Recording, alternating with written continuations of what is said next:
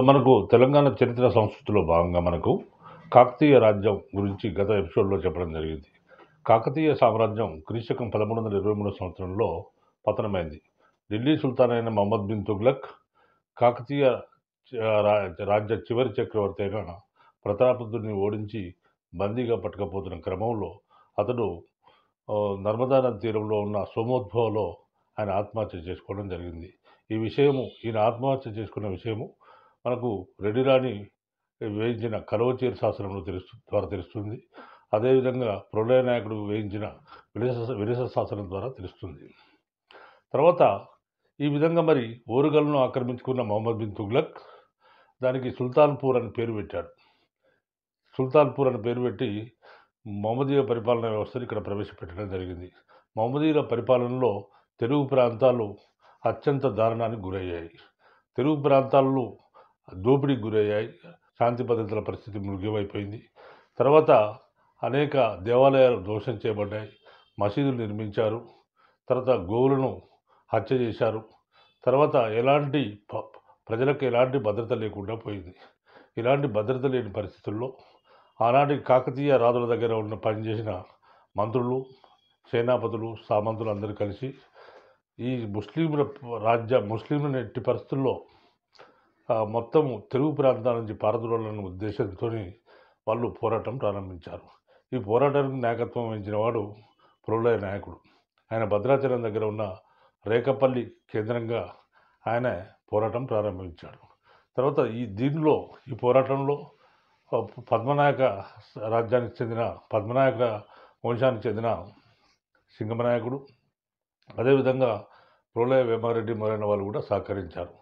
ఈ విధంగా అందరూ కలిసి ముస్లింలను తెలుగు నేల నుంచి బయటకు పంపించి వేయడం జరిగింది. ఈ విధంగా పంపించి వేసిన తర్వాత అనేక రకాలైన కులపరమైన రాజ్యాలు ఏర్పడ్డాయి. అలాంటి రాజ్యాల్లో మనకు రెడ్డి రాజ్యం కొండవీడు రాజధానిగా లేదా అద్దంకి రాజధానిగా రెడ్డి రాజ్యాన్ని ప్రళయ వేమారెడ్డి స్థాపించాడు. అదేవిధంగా ప్రళయ నాయకుడు ముస్నూరు రాజ్యాన్ని ఓరుగల్ రాజధానిగా స్థాపించాడు. అదేవిధంగా మనకి ఇంకొక రాజైన పద్మనాయక రాజ్యాన్ని సింగమనాయకుడు ఆమనగల్లు రాజధానిగా స్థాపించాడు. ఈ విధంగా కులపరమైన రాజ్యాలు వెలుగులోకి వచ్చాయి. మన తెలంగాణ చరిత్ర సిలబస్లో భాగంగా మనకు ప్రళయ నాయకుడు అంటే ముస్నూరు నాయకులు ఒకటైతే రెండోది మనకు రేచర్ల పద్మనాయకులు మన తెలంగాణ సిలబస్లో ఉంది. అదేవిధంగా రెడ్డి రాజుల గురించిన సమాచారం మనకు ఏపీ హిస్టరీలో ఉంటుంది. అది తెలంగాణకు సంబంధం లేదు. మనకు ఈరోజు టాపిక్ రేచర్ల పద్మనాయకులు.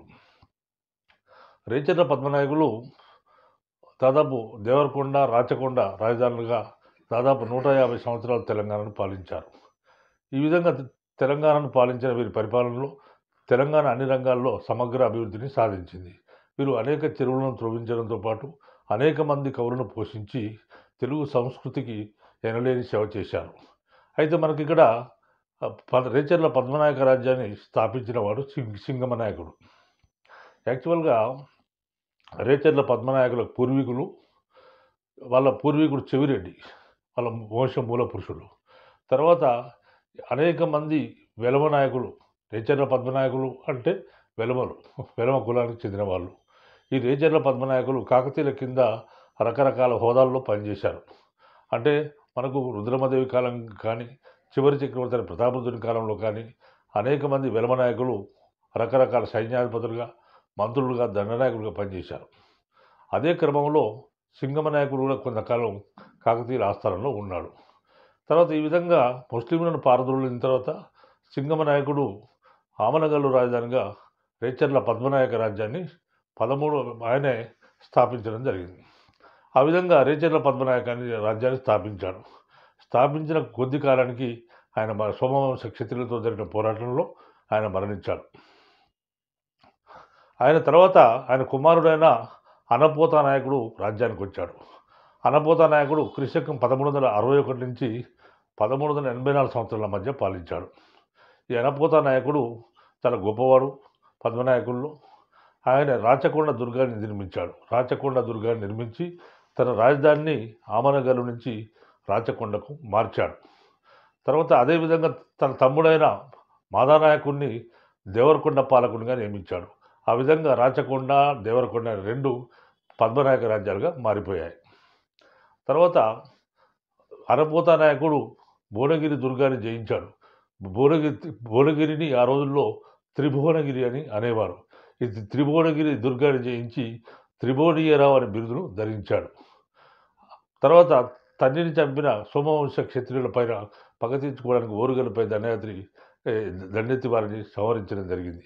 అదే సమయంలో ఆయన రాజధానికి వస్తూ ఐనవోలులో 1369 సంవత్సరంలో ఒక శాసనాన్ని వేయించాడు. తర్వాత ఆయనే అనేక చెరువులు త్రవ్వించాడు. వ్యవసాయాభివృద్ధి కొరకు అనేక చెరువులు త్రవ్వించడం జరిగింది. ఈ చెరువుల్లో మనకు రాయసముద్రం, తర్వాత అనపోతు సముద్రం అనే చెరువులను త్రవ్వించాడు. తర్వాత నాగాయికొండ, రాచకొండ దుర్గాలకు ప్రాకారాలు నిర్మించాడు. తర్వాత శ్రీపర్వతానికి మెట్లు నిర్మించాడు. ఈ విధంగా మనకు అనపోత నాయకుడు చాలా గొప్ప రాజ్య నిర్మాతగా మరియు అనేక దుర్గాలు ప్రాకారాలు నిర్మించిన గనుడుగా మనం చెప్పుకోవచ్చు. తర్వాత అనపోత నాయకుని తర్వాత రెండవ సింగమ నాయకుడు రాజ్యానికి వచ్చాడు. ఈ రెండవ సింగమ నాయకుడు క్రీస్తు 1384 నుంచి 1399 సంవత్సరాల మధ్య పాలించాడు. మరి రెండవ సింగమ నాయకునికి అనేక పేర్లున్నాయి.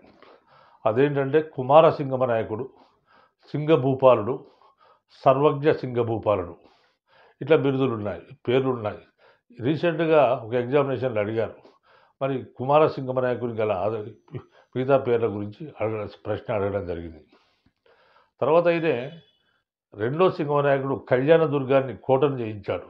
కళ్యాణదుర్గం కోటను జయించి కళ్యాణ భూపతి అనే బిరుదు ధరించాడు. తర్వాత రెండవ సింగమ నాయకుడు గొప్ప కవి పోషకుడు. ఆయనే సంగీత సుధాకరం అనే సంగీత శాస్త్ర గ్రంథాన్ని రచించాడు. తర్వాత రెండవ గ్రంథం పేరు రసార్ణవ సుధాకరం అనే అలంకార శాస్త్ర గ్రంథాన్ని రచించాడు. తర్వాత ఒక సంస్కృత నాటకమైన రత్న పాంచాలికను రచించాడు.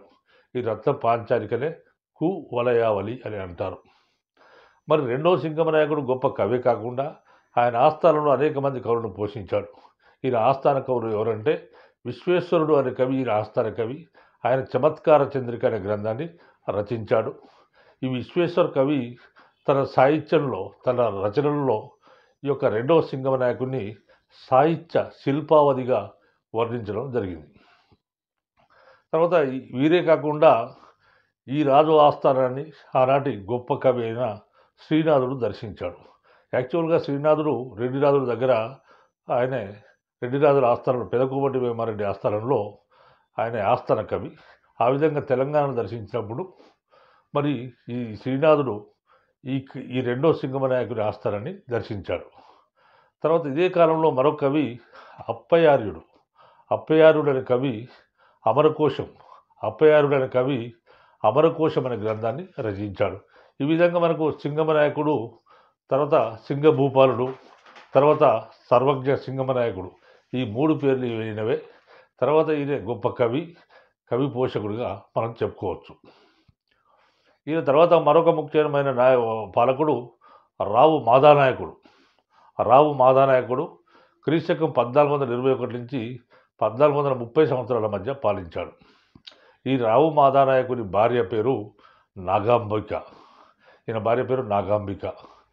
ఈ నాగాంబిక దేవలమ్మ నాగారం అనే గ్రామంలో వద్ద నాగసముద్రం అనే చెరువును నిర్మించింది. ఈ చెరువు కట్టపైన 1429 సంవత్సరంలో ఆమె ఒక శాసనం వేయించింది. తర్వాత రావు మాదానాయకుడు ఈయన కూడా గొప్ప కవి. ఈయన వాల్మీకి రామాయణానికి రాగవీయము అనే వ్యాఖ్య రచించి రామునికి అంకితంగా ఇచ్చాడు. తర్వాత రావు మాదానాయకుని ఆస్థాన కవులు ఉన్నారు, అనేక మంది ఆస్థాన కవులు ఉన్నారు. దాంట్లో గౌరణ, ఆయన ఆస్థాన కవి ఒక ముఖ్యమైన కవి పేరు గౌరణ. ఈ గౌరణ అనేక గ్రంథాలు రచించాడు. అదేంటంటే లక్షణ దీపిక, నవనాథ చరిత్ర, హరిశ్చంద్రోపాఖ్యానం అనే గ్రంథాలను రచించాడు. ఈయనకు ఒక గొప్ప బిరుదుంది, అదేంటంటే సరస సాహిత్య లక్షణ చక్రవర్తి అనే బిరుదు గౌరవకు ఉంది. మరొక కవి, ఈనాటి కవి ఏంటంటే కొరివి గోపరాజు. ఈ కొరి గోపరాజు అనే కవి సింహాసన ద్వాత్రాంశికము అనే గ్రంథాన్ని రచించాడు. తర్వాత మనకు బమ్మెర పోతన ఉన్నాడు. బమ్మెర అనే గ్రామానికి చెందిన బమ్మెర పోతన జనగాం ప్రాంతానికి చెందినవాడు. ఈ బమ్మెర పోతన కొంతకాలము ఈయన ఆస్థానంలోనే ఉన్నాడు. ఈ బమ్మెర పోతన ఈయన కోరిక పైన, ఈ రాజు కోరిక పైన భోగిని దండకం రచించినట్టు ప్రతీతి. తర్వాత బమ్మెర పోతన యొక్క గ్రంథాలు, అనేక గ్రంథాలు రాశాడు ఆయన. దాంట్లో వీరభద్ర విజయం, తర్వాత భాగవతం మొదలైన గ్రంథాలు కూడా రాశాడు. మనకు 2008 సంవత్సరం గ్రూప్ 2లో వీరభద్ర విజయం అనే గ్రంథాన్ని ఎవరు రచించారనే ప్రశ్న వచ్చింది.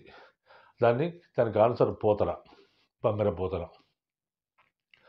తర్వాత మనకు ఈ కాలంలో మనకు మత పరిస్థితులు అంటే వీళ్ళందరూ కూడా ముఖ్యమైన పాలకులు. రాచకొండ పద్మనాయకుల్లో ముఖ్యమైన పాలకులు వీళ్ళు పైన చెప్పిన వాళ్ళందరూ కూడా. తర్వాత వీళ్ళ మత పరిస్థితులు వీరి కాలంలో ఏ విధంగా ఉండేవి. మొదట వీరు శైవ మతాన్ని అనుసరించారు. తర్వాత కాలంలో వైష్ణవ మతంలోకి మారిపోయారు. తర్వాత ఈ కాలంలో ఒక వింత ఆచారం ఉండేది. అదేంటంటే రణము కుడుపు. భైరవుని ఆరాధన ఫలితంగా రణము కుడుపు అనే ఆచారం వెలుగులోకి వచ్చింది. రణము కుడుపు అంటే భైరవ ఆరాధన. భైరవుడు అంటే శివుడు.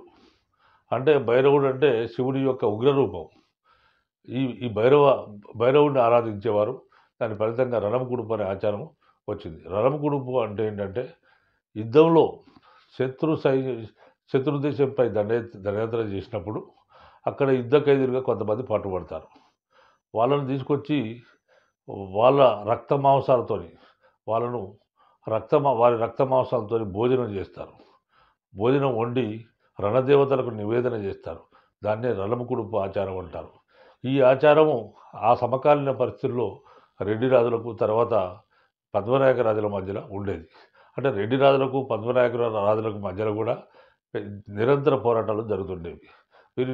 వీరి బోర్డర్, వీరిద్దరి మధ్య సరిహద్దు ప్రాంతం ఏంటంటే శ్రీశైలం కృష్ణానదికి యువతలి ప్రాంతం ఈ యొక్క పద్మనాయకుల ఆధీనంలో ఉండేది.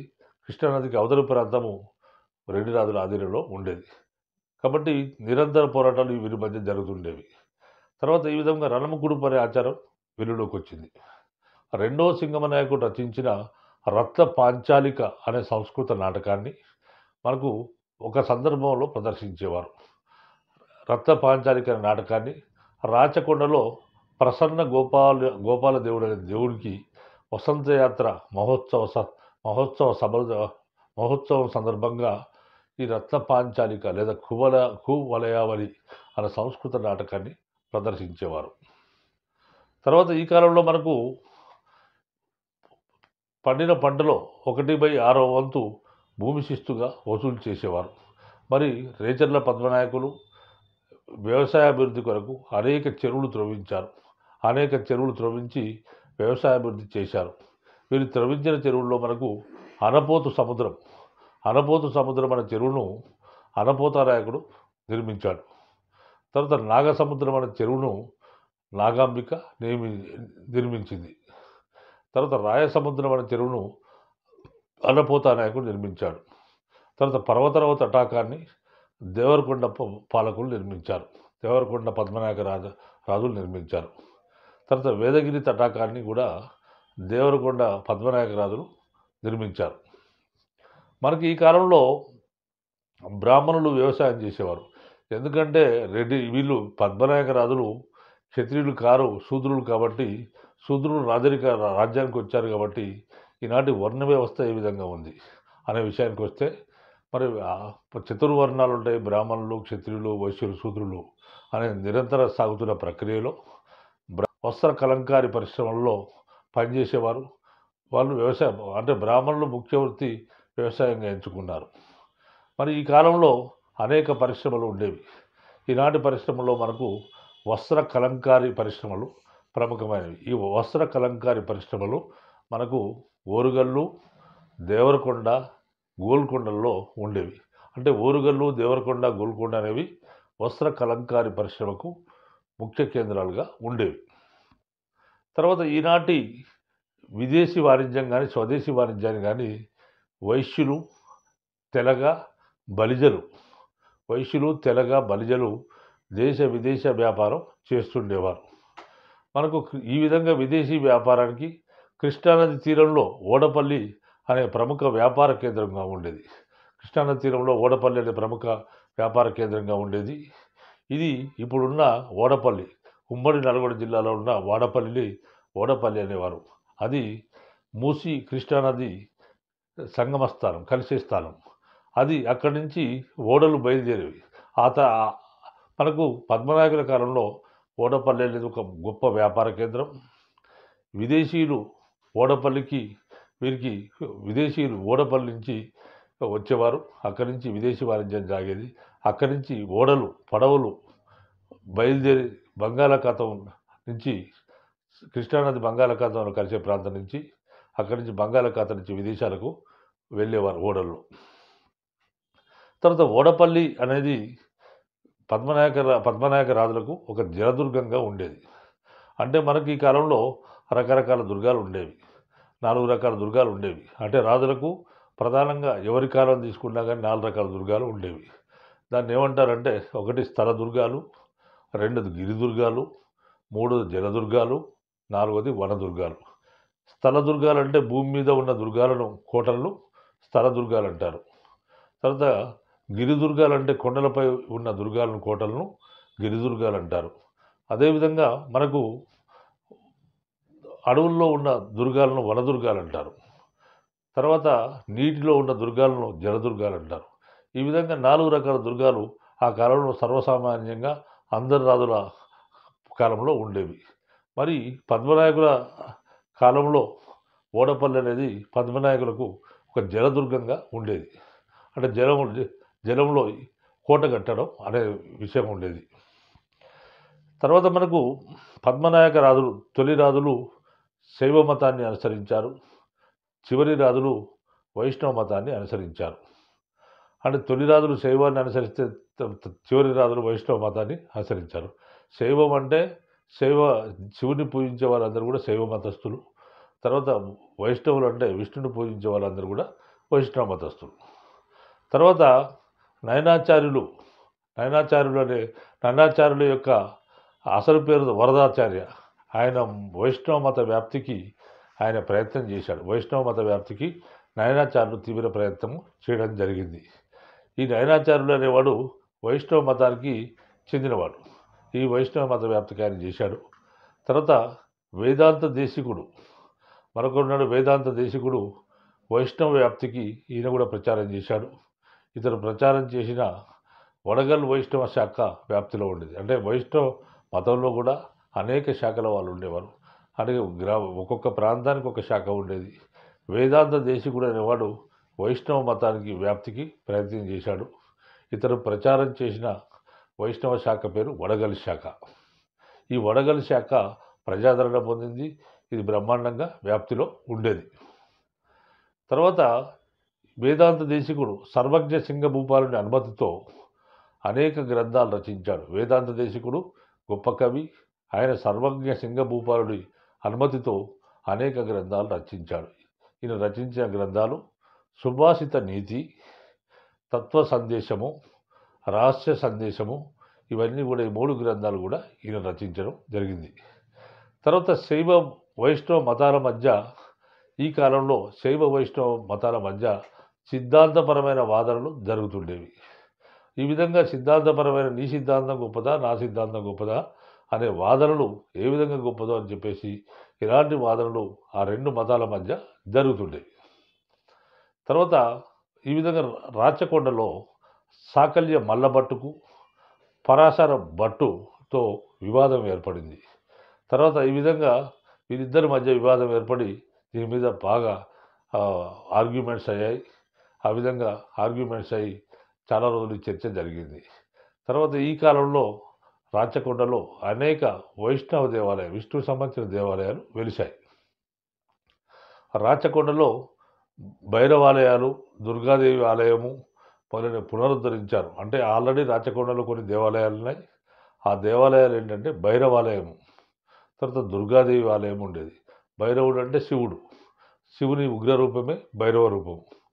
తర్వాత వీరభద్రుడు, భైరవుడు ఇవన్నీ శివుని ఉగ్ర రూపాలు. కాబట్టి రాచకొండలో భైరవాలయము, తర్వాత దుర్గాదేవి ఆలయాలు ఆల్రెడీ ఉన్నవి. వీటిని పద్మనాయకుడు పునరుద్ధరించడం జరిగింది. అదేవిధంగా మనకు భువనగిరిలో భువనగిరిలో సోమేశ్వర దేవాలయాన్ని పునరుద్ధరించారు. తర్వాత అగ్రహారాలు, దేవాలయాలు ఈనాటి విద్యా కేంద్రాలుగా ఉండేవి. విద్యను అభ్యసించేవారు, అనేక విద్యలు ఉండేవి. కాబట్టి ఈ విద్యలను విద్యలను ఎక్కడ పోషించేవారంటే అగ్రహారాలు అంటే భూములను ఇవ్వడం. అంటే ఒక రాజు తనకు నచ్చిన పండితునికి అగ్రహారాలు ఇచ్చేవాడు. అగ్రహారాలు అంటే కొన్ని భూములు లేదా కొన్ని గ్రామాలతో కలిసిన భూములను ఆ పండితునికి ధనంగా ఇచ్చేవాడు. ఆ పండితుడు ఆ అగ్రహారాలను అనుభవిస్తూ అక్కడ విద్యాభ్యాసం నేర్పేవాడు, ప్రజలకు విద్యను నేర్పేవాడు. వాటిని అగ్రహారాలని అనేవారు.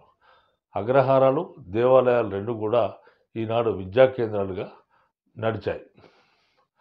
తర్వాత నాటి పండితులు, రాజులు అందరూ కూడా అనేక భాషల్లో పాండిత్యం సాధించారు. ఇలాంటి భాషలు ఏంటంటే ఉర్దూ భాష, పార్సీ భాష, అరబ్బీ భాషల్లో వంటి భాషల్లో కూడా వీళ్ళు గొప్ప పాండిత్యాన్ని సాధించారు. తర్వాత సింగభూపాలుడు అనే రాజు వసంతోత్సవాలను ఏర్పాటు చేసి కవులు, గాయకులను, పండితులను సన్మానించేవాడు. సింగభూపాలుడు అంటే రెండవ సింగమ నాయకుడు వసంతోత్సవాలు జరిపించేవాడు. రాజ్యంలో ఇదో సమయంలో వసంతోత్సవాలను ఏర్పాటు చేసి కవులను, గాయకులను పిలిచి పండితులను ఆ సందర్భంగా వాళ్ళతో చర్చలు పెట్టి వారిని సన్మానించేవాడు. తర్వాత ఈ కాలంలో రేచర్ల పద్మనాభుల కాలంలో అనేక నాట్య పద్ధతులు కూడా మనకు అమల్లో ఉన్నాయి. ఈ నాట్య పద్ధతుల్లో మనకు భరతనాట్యము, జక్కిని, పేరిణి, చిందు, గోండ్లి, పారాసిక మత్తల్లి మొదలైనవి నాట్య రీతులు వ్యాప్తిలో ఉండేవి. మనకు భరతనాట్యము, జక్కిని, పేరిణి, చిందు, గోండ్లి, పారాసిక మత్తల్లి అనేది విదేశాల నుంచి వచ్చిన నాట్యము. ఈ నాట్యం కూడా వ్యాప్తిలో ఉన్నట్టు మనకు తెలుస్తుంది. తర్వాత ఈ కాలంలో అనేక వాయిద్యాలు ఉండేవి. అవి వాయిద్యాల పేర్లు డక్క, జర్జరి, జల్లరి, తర్వాత బేరి, కాహలా, తర్వాత ఉడక్క, వీణ వంటి వాయిద్యాలు ఈ కాలంలో ఉండేవి. మనకు రత్నపాంచాలిక అనే నాటకాన్ని రాచకొండలోని ప్రసన్న గోపాలదేవుని వసంతయాత్ర మహోత్సవంలో ప్రదర్శించేవారు. రత్నపాంచాలిక అనేది రెండవ సింగమ నాయకుడు రచించిన సంస్కృత నాటకం. దీన్నే కువలయావలి అని అంటారు. ఈ రత్నపాంచాలిక నాటకాన్ని రాచకొండలో ప్రసన్న గోపాల దేవుని వసంతయాత్ర సందర్భంగా ఈ యొక్క రత్నపాంచాలిక నాటకాన్ని ప్రదర్శించేవారు. రత్నపాంచాలిక అనేది చాలా గొప్ప నాటకం. దాన్ని రెండవ సింగమ నాయకుడు రచించాడు. ఈ రత్నభూప ఈ నాటకం చాలా గొప్ప నాటకం ఆ కాలంలో ప్రదర్శించబడేది. తర్వాత మనకు ఈ కాలంలో అనేక మంది కవులు ఉన్నారు. ఈ కవుల్లో మనకు విశ్వేశ్వరుడు అనే కవి రెండో సింగభూపాలుని ఆస్థాన కవి. తర్వాత ఆయన చమత్కార చంద్రిక అనే అలంకార శాస్త్ర గ్రంథాన్ని రచించాడు. రెండవ సింగభూపాలుని ఆస్థాన కవి విశ్వేశ్వరుడు. ఆయన చమత్కార చంద్రిక అనే అలంకార శాస్త్ర గ్రంథాన్ని రచించాడు. మరొక కవి పేరు సాకల్య మల్లభట్టు అనే కవి మూడో సింగభూపాలుని యొక్క ఆస్థానంలో ఉండేవాడు. ఆయనే నిరోష్ణ రామాయణము, ఉదార రాఘవ కావ్యము, తర్వాత అవయవ సంగ్రహము అనే నిఘంటువును రచించాడు. 3 గ్రంథాలు రచించాడు సాకల్య మల్లభట్టు. ఆయన ఒకటి నిరోష్ణ రామాయణము, తర్వాత ఉదార రాఘవ కావ్యము, తర్వాత అవయ సంగ్రహము అనే ఇది నిఘంటువు, డిక్షనరీ. ఈ 3 గ్రంథాలను రచించాడు. చివర తన సాహిత్యంలో ఏం చెప్పుకున్నాడంటే తాను చతుర్భాష కవిత మహంకుడని ఆయన చెప్పుకున్నాడు. చతుర్భాష 4 భాషల్లో నేను పెద్ద పండితునని, కవితా పండితునని ఆయనే సాకల్య మల్లభట్టు చెప్పుకోవడం జరిగింది. తర్వాత సాకల్య మల్లభట్టును వైష్ణవ మతాచార్యుడైన నయనాచార్యుడు ఓడించినట్లు వైష్ణవ సాంప్రదాయం మనకు తెలుస్తుంది. ఈ సాకల్య మల్లభట్టు అనేవాడు కవి. ఈయన వైష్ణవ మతాచార్యుడు ఒకడు ఉండేవాడు. ఆయన పేరు నయనాచార్యుడు. ఈయనకు రాచకొండలో ఈ యొక్క ఆర్గ్యుమెంట్ జరిగింది. వాద ప్రతివాదాలు జరిగాయి. నీ సిద్ధాంతం గొప్ప, నా సిద్ధాంతం గొప్ప అన్నప్పుడు ఆ వాదన పటిమలో సాకల్య మల్లభట్టును వైష్ణవ మతానికి చెందిన ఆచార్యుడైన నయనాచార్యుడు ఓడించినట్టు మనకు వైష్ణవ సాంప్రదాయం ద్వారా తెలుస్తుంది. మనకు ఈ కాలంలోనే గోన బుద్ధారెడ్డి అనే కవి రంగనాథ రామాయణమును ద్విపదకులో రచించాడు. గోన బుద్ధారెడ్డి రంగనాథ రామాయణమును ఆయన ద్విపద కావ్యంలో రచించడం జరిగింది. ఈ విధంగా మనకు రేచర్ల పద్మనాయకులు రాచకొండ, దేవరకొండ రాజధానులుగా దాదాపు 150 సంవత్సరాలు తెలంగాణ ప్రాంతాన్ని పరిపాలించి తెలంగాణ ప్రాంతంలో అనేక నీటి వసతులను ఏర్పాటు చేయడంతో పాటు అనేక సాహిత్యపరంగా అనేక గ్రంథాలను రచించారు. సాహిత్యపరంగా అనేక గ్రంథాలను రచించి తర్వాత రచించడమే కాకుండా వారు అనేక మంది కవులను పోషించారు. ఆ విధంగా తెలుగు భాషా సాహిత్యాలు, సంస్కృతము మరియు తెలుగు భాషా సాహిత్యాలు వీరి కాలంలో అద్భుతంగా పోషించబడ్డాయి. నూతన వ్యవసాయ భూములు వెలుగులోకి వచ్చాయి. వీరు చెరువుల నిర్మాణం చేయడం వల్ల అనేక నూతన వ్యవసాయ భూములు వెలుగులోకి వచ్చాయి. తర్వాత స్వదేశీ విదేశీ వ్యాపారం వల్ల రాజ్యం తెలంగాణ గణనీయమైన అభివృద్ధిని సాధించింది. ముఖ్యంగా విదేశీ వ్యాపారం బ్రహ్మాండంగా సాగుతుండేది. ఓడపల్లి రేవు కేంద్రంగా విదేశీ వ్యాపారం జరుగుతుండేది. ఈ విదేశీ వ్యాపారం వల్ల రాజ్యం సుభిక్షంగా ఉండేది. ఈ విధంగా మనకు పద్మనాయకులను ఒక తెలంగాణను పాలించిన గొప్ప రాజుగా మనం పరిగణించవచ్చు. పద్మనాయకులకు సంబంధించి కాంపిటేటివ్ ఎగ్జామ్స్లో మనకు రెండవ సింగభూపాలుడు అనేవాడు చాలా ఇంపార్టెంట్. రెండవ సింగమనాయకుడు లేదా సర్వజ్ఞ సింగభూపాలుడు, తర్వాత సర్వజ్ఞ సింగమనాయకుడు అనేవాడు చాలా ముఖ్యమైన వాడు. ఈయన 3 గ్రంథాలు రచించాడు. ఈ గ్రంథాలు గతంలో మనకు అనేక పరీక్షల్లో ప్రశ్నలుగా వచ్చాయి. ఆయనే సంగీత సుధాకరం అనే సంగీత శాస్త్ర గ్రంథాన్ని రాశాడు. ఈ సంగీత సుధాకరం గురించి మనకు గతంలో ప్రశ్నలు అడిగారు. తర్వాత రెండో గ్రంథం రసార్ణవ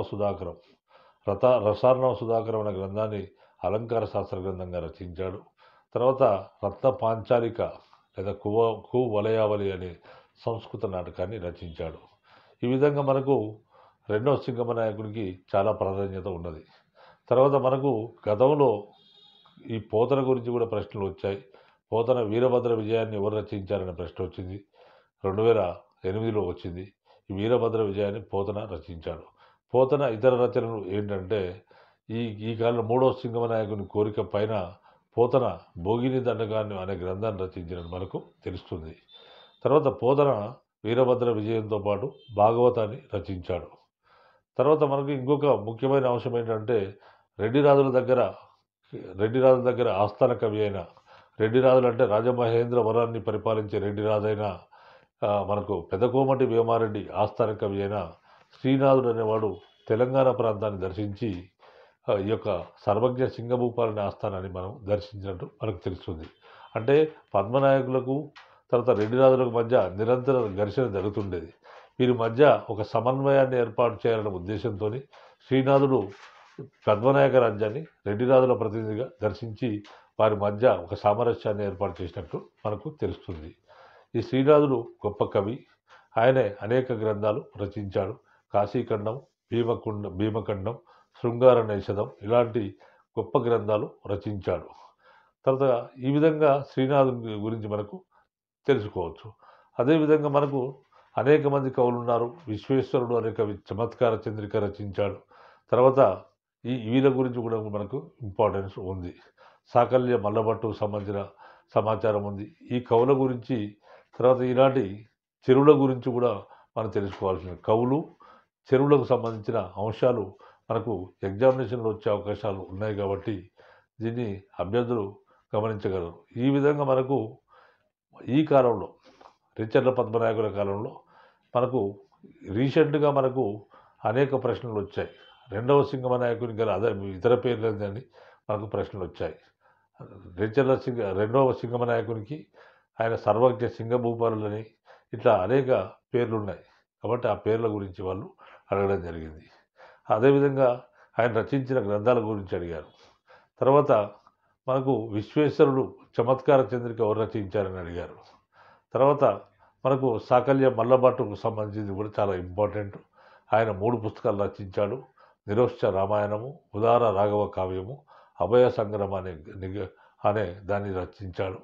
తాను చతుర్భాష కవిత పితా మహంకుడిని ఆయన గర్వంగా చెప్పుకున్నాడు. ఈ విధంగా మనకు రేచర్ల పద్మనాయకులకు సంబంధించిన ఇంపార్టెంట్ క్వశ్చన్లను అభ్యర్థులు గమనించగలరని భావిస్తూ ఈ అంశాన్ని ఇంతటితో ముగిస్తున్నాను.